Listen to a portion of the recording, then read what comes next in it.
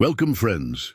Today, I'm going to tell you a story that will melt your heart. A story that begins with loneliness, silence and pain, but ends with love, innocence and hope. The title is The Lonely CEO Sat Alone at the Café Until a Little Girl Walked Up and Said, "Are you okay, sir?"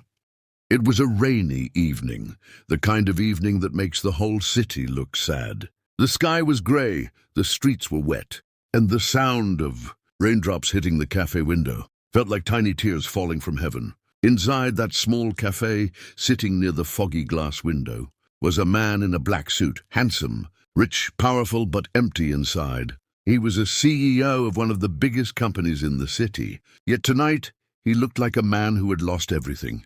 A cup of hot coffee sat in front of him untouched. Steam rose slowly, fading into the air, just like the warmth that had faded from his life. He stared at his reflection in the window, a reflection of success, but not happiness. His eyes were tired, his shoulders heavy, and his heart broken. Once he had a family, a beautiful wife and a little daughter, who used to sit on his lap and feed him cookies while laughing. They were his world, but fate was cruel. 2 years ago, an accident took them both away, or so he thought. Since that day, he had never smiled, never laughed, never truly lived again. He worked like a machine, surrounded by luxury and loneliness. Every day, he wore an expensive suit to hide the brokenness inside. As the rain grew heavier, memories flooded his mind. His wife's laughter, his daughter's tiny hands, the way she used to say, "Daddy, don't forget to smile." He blinked rapidly, fighting the tears he never allowed to fall. He had told himself, men don't cry, but deep inside, his soul was screaming. The cafe around him was filled with life, people talking, laughing, taking pictures. Yet he felt like a ghost in the middle of it all. Nobody noticed the man sitting alone by the window. Nobody asked why his coffee was getting cold. Nobody cared.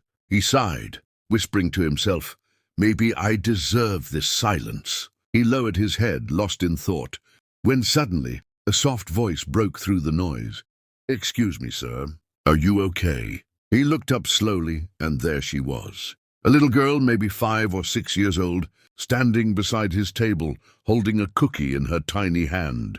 Her pink dress was a little wet from the rain, and her big, innocent eyes stared at him with concern. He stared at the cookie, then at her small hand, offering it. That one small gesture, pure, innocent, full of love, made his heart ache and heal at the same time. He took the cookie slowly, his hands shaking. "Thank you, sweetheart." She smiled brightly. "You're welcome, sir."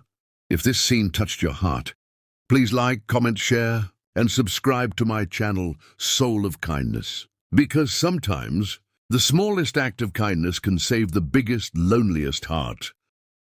Welcome back, friends. If the first part of this story touched your heart, the next chapter will make you feel the power of pure kindness even deeper.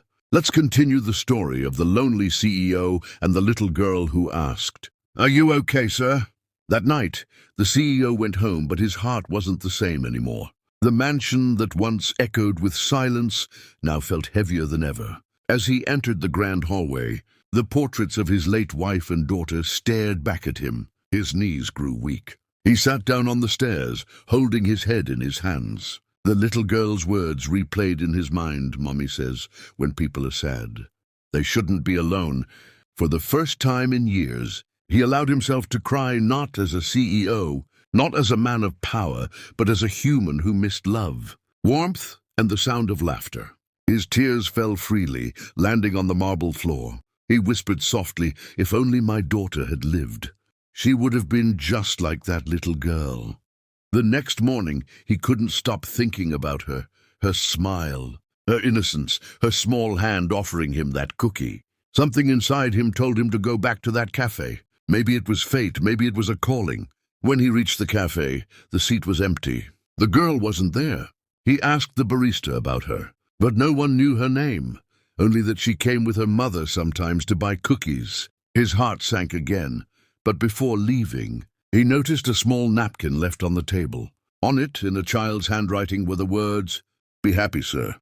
God loves you." He held the napkin close to his chest, his eyes trembling with tears.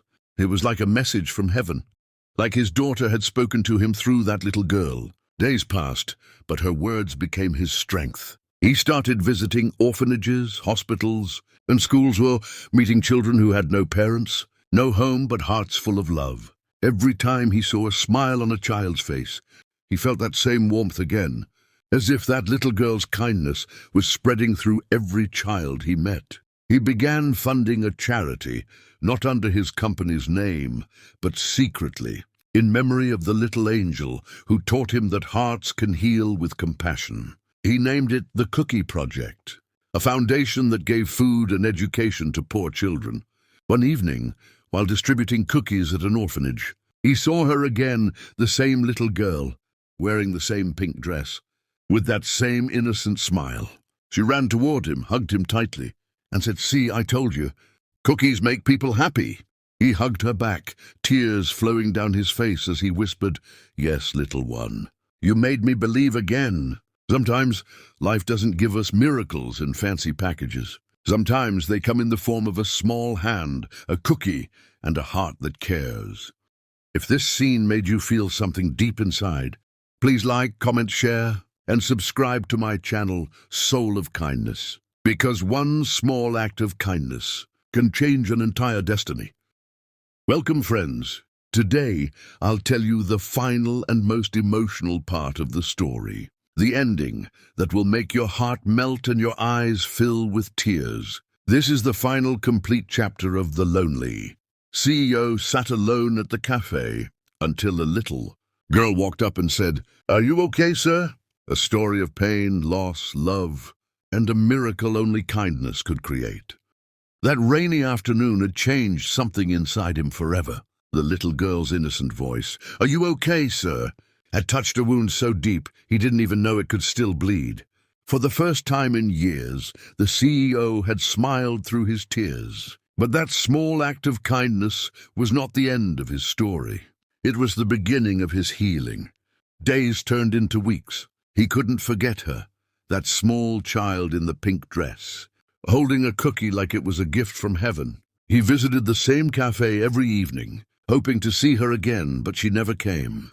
Still, he couldn't let go of the warmth she left behind. That warmth became a purpose. He started visiting orphanages and children's shelters, giving food, books, and hope to kids who had no one. He called it the Cookie Project, because one cookie, one child, and one act of love had changed his life. But deep inside, a question kept haunting him. Who was that little girl? He didn't even know her name, yet she felt so familiar. Like a missing piece of his heart had suddenly spoken to him. One day, while distributing food at an orphanage on the outskirts of the city, he heard a small laugh behind him, a laugh so pure that his whole body froze. He turned around, and there she was, the same little girl from the cafe, same pink dress, same spark in her eyes, and the same smile that had healed his heart weeks ago.